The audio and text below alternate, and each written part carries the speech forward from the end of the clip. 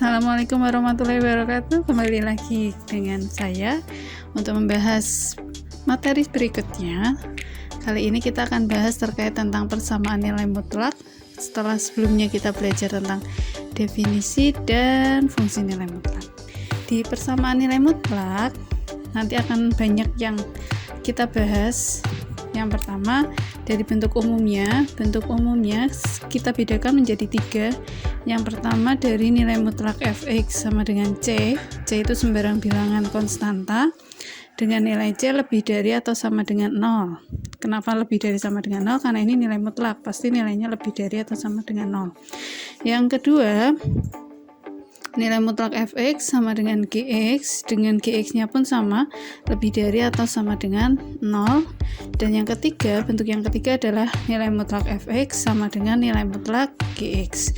Contohnya, untuk yang bentuk pertama, contohnya adalah nilai mutlak dari 2x kurangi 1 sama dengan 4. Dilihat, nah ini sebagai nilai mutlak fx dan ini sembarang c konstanta 4. Atau contoh berikutnya, nilai mutlak dari x kurangi 3 ditambah 2 sama dengan 7. Kenapa ini masuk ke bentuk 1? Karena ini nilai mutlak fx. Nah ini 2, bisa saya pindah ruas ke kanan, berarti kan nanti 7 kurangi 2 sama dengan 5. Berarti 5 sama dengan c sebagai konstanta. Berarti ini masuk ke bentuk yang pertama, nilai mutlak dari fx sama dengan c. Yang kedua, contoh yang kedua, untuk nilai mutlak fx sama dengan gx, contohnya adalah nilai mutlak x sama dengan x kurangi 1. Jadi untuk yang kedua itu, ruas kiri misal dalam nilai mutlak, ruas kanannya tidak dalam nilai mutlak. Contohnya ini, nilai mutlak x ada dalam nilai mutlak, x kurangi 1-nya tidak dalam nilai mutlak. Yang kedua, contoh kedua, nilai mutlak x kurangi 3 dikurangi 2x. Sama halnya, ruas kiri ada nilai mutlak, ruas kanan tanpa nilai mutlak. Yang ketiga, nilai mutlak fx sama dengan nilai mutlak gx. Contohnya, nilai mutlak dari 2x tambah 1 sama dengan nilai mutlak x. Dilihat ruas kiri dan kanan itu dalam bentuk nilai mutlak. Terus yang kedua, contoh yang kedua, nilai mutlak x tambah 3 dikurangi nilai mutlak x kurangi 2 sama dengan 4. Nah, kenapa ini masuk ke bentuk yang ketiga? Karena ini salah satu nilai mutlak, bisa saya pindahkan ke ruas kanan, sehingga nanti diperoleh nilai mutlak dari x tambah 3 sama dengan 4 ditambah nilai mutlak x dikurangi 2. Nah, berarti kan ini ruas kiri dalam nilai mutlak, ruas kanan pun ada nilai mutlak. Berarti yang seperti ini masuk ke bentuk yang ketiga. Nah, untuk penyelesaiannya nanti kita bisa gunakan 3 cara. Cara yang pertama grafik, yang kedua analisis nilai x, dan yang ketiga nanti mengkuadratkan kedua ruas. Yang paling sering digunakan nanti cara yang ketiga, karena cara ketiga bisa untuk semua bentuk. Untuk cara yang pertama sebenarnya juga bisa, hanya membutuhkan waktu yang lebih lama. Pun halnya dengan yang cara kedua. Nah, contohnya kita akan kerjakan ini nomor 1 sampai 7. Tentukan himpunan penyelesaian dari nomor 1, 2, 3, 4, 5, 6 dan 7. Dari 2x kurangi 5 sama dengan 3, kita akan selesaikan dengan 3 cara. Cara yang pertama cara grafik, cara yang kedua dengan analisis nilai x, dan cara yang ketiga dengan mengkuadratkan kedua ruas. Untuk yang pertama dulu, cara grafik. Ingat, cara membuat grafik berarti kita nanti butuh pembuat 0.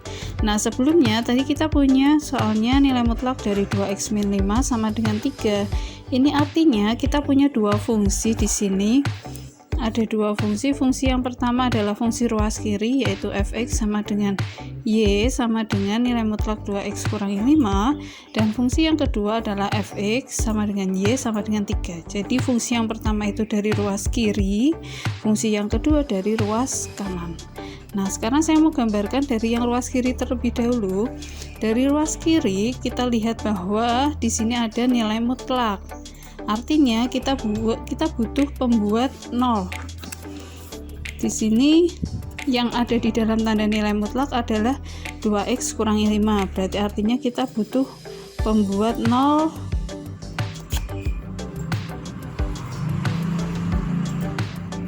pembuat nolnya yaitu 2x kurangi 5, kita buat dia sama dengan 0, berarti 2x sama dengan 5 ekuivalen di sini, maka ekuivalen x-nya sama dengan 5/2.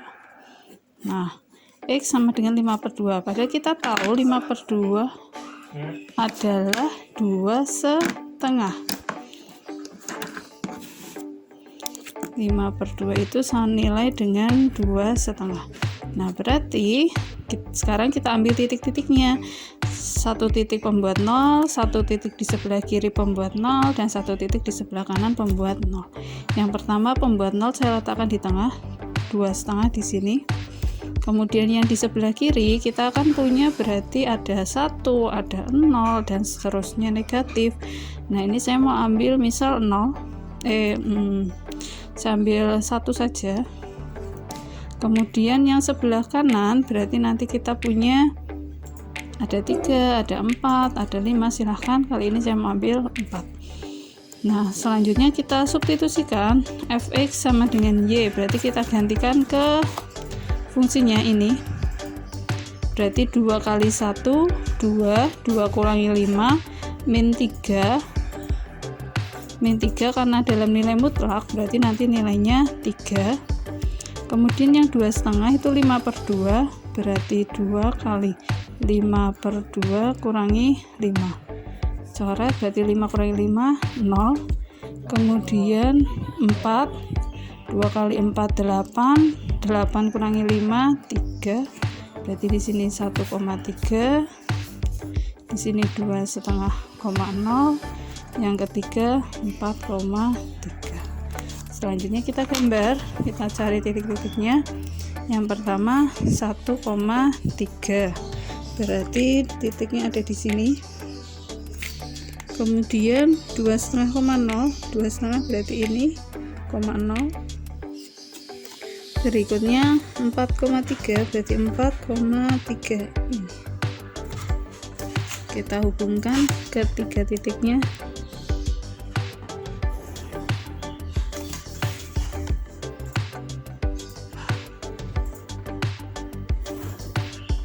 Nah, ini baru grafik fungsi yang ruas kiri. Nah, sekarang kita akan gambarkan grafik fungsi untuk yang ruas kanan. Yang ruas kanan adalah y sama dengan 3. Y sama dengan 3, berarti kita lihat sumbu y. Nilai 3 kan ada di sini. Nah, karena nilai 3 ada di sini, nih, berarti kita hubungkan langsung garisnya mendatar ke kanan dan ke kiri, maaf. Nah, ternyata diperoleh 2 titik potong. Ini dan itu. Ini titik potongnya terbaca adalah 1,3, yang ini terbaca 4,3. Nah, yang namanya penyelesaian itu adalah nilai x-nya. Artinya penyelesaiannya kita punya x-nya tadi berarti ini 1,3, berarti nilai x-nya adalah 1, atau yang kedua di sini x-nya 4. Artinya himpunan penyelesaiannya atau saya singkat HP adalah 1,1 atau 4. Berikutnya kita akan coba dengan cara analisis nilai x. Berarti langkah pertama yang harus kita lakukan adalah mendefinisikan. Kita ingat definisi nilai mutlak x. Kalau saya punya nilai mutlak x, maka secara definisi adalah x dengan x-nya lebih dari atau sama dengan 0. Yang kedua adalah min x dengan nilai x-nya kurang dari 0. Nah, sekarang masalahnya kita punya di soalnya adalah nilai mutlak dari fx sama dengan c, yaitu nilai mutlak dari 2x kurangi 5 sama dengan 3. Berarti yang saya definisikan yang ada nilai mutlaknya, yang ada tanda nilai mutlaknya, kita punya nilai mutlak 2x kurangi 5, berarti sama dengan di sini X itu kan berarti semua yang ada di dalam nilai mutlak, berarti ini pun sama, semua yang ada di dalam nilai mutlak, yaitu 2X kurangi 5 dengan syarat 2X kurangi 5 nya lebih dari atau sama dengan 0. Yang kedua adalah min dari 2X kurangi 5 dengan syarat 2X kurangi 5 kurang dari 0. Oke, untuk yang pertama kita punya 2X kurangi 5 sama dengan, di sini mintanya di soalnya sama dengan 3, berarti 2X kurangi 5 saya sama dengan kan 3, ekuivalen berarti 2X sama dengan 3 ditambah 5, ekuivalen 2X sama dengan 8, ekuivalen X sama dengan 8 bagi 2, jadi kita punya ekuivalen X sama dengan 4. Nah yang kedua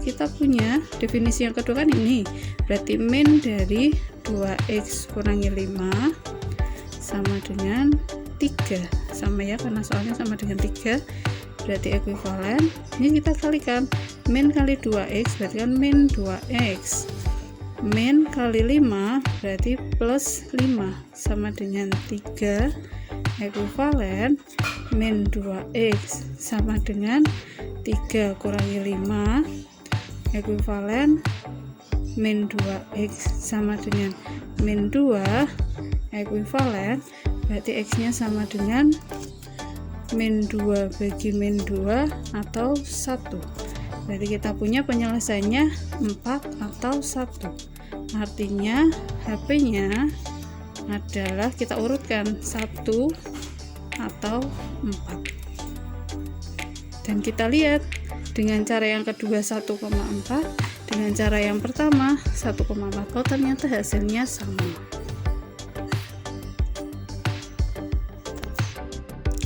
Selanjutnya kita akan coba dengan cara yang ketiga, yaitu cara mengkuadratkan kedua ruas.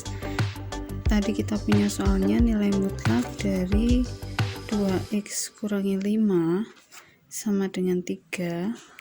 Nah, nilai mutlak 2X kurangi 5 ini bisa saya ubah dalam bentuk akar dari 2X kurangi 5 yang dikuadratkan sama dengan 3. Kenapa bisa saya tulis dalam bentuk ini? Karena ini kan ada 2X min 5 dikuadratkan di akar, berarti nanti kan kembali lagi ke 2X kurangi 5 dan min dari 2X kurangi 5, berarti kembali ke definisi nilai mutlak, jadi saya tidak merubah soal. Kemudian karena di ruas kiri ada bentuk akar, nah saya supaya bentuk akar ini hilang, maka kedua ruas saya kuadratkan. Nah, karena dikuadratkan berarti ia akan ekuivalen yang ruas kiri akar dari 2X kurangi 5 yang dikuadratkan, ini akar saya kuadratkan sama dengan 3 kuadrat, berarti dia akan ekuivalen akar dikuadratkan, berarti kan otomatis akarnya hilang, tersisalah 2X kurangi 5 kuadrat sama dengan 3 kuadrat. Jangan dioperasikan ini. Kemudian kita pindah ruas 3 kuadratnya, berarti kita punya 2X kurangi 5 kuadrat dikurangi 3 kuadrat, berarti sama dengan 0, tersisa 0. Nah, ingat dulu kita punya sifat A kuadrat dikurangi B kuadrat sama dengan A dikurangi B dikalikan A plus B. Nah, dulu kita punya sifat ini saat SMP.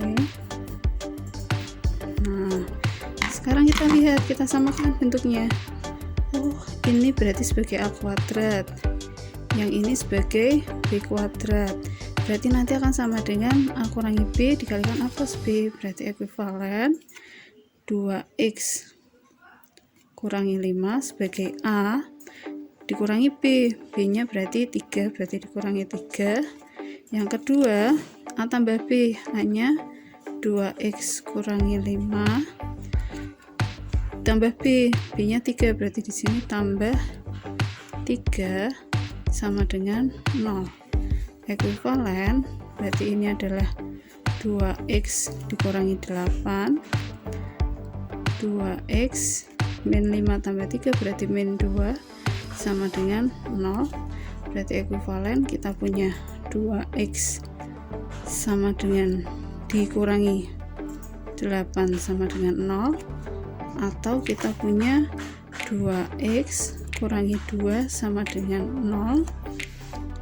Ekuivalen 2X sama dengan 8, X sama dengan 4, 8 bagi 2. Yang kedua 2X sama dengan 2, X sama dengan 1. Berarti kita punya HP nya sini adalah 1 atau 4. Nah, kita cek dengan cara yang pertama 1,4, cara yang kedua 1,4, cara yang ketiga juga dengan cara yang ketiga juga 1,4. Jadi tidak mengubah hasilnya tetap sama. Kamu boleh gunakan cara 1, cara 2, atau cara yang ketiga yang menurutmu paling mudah.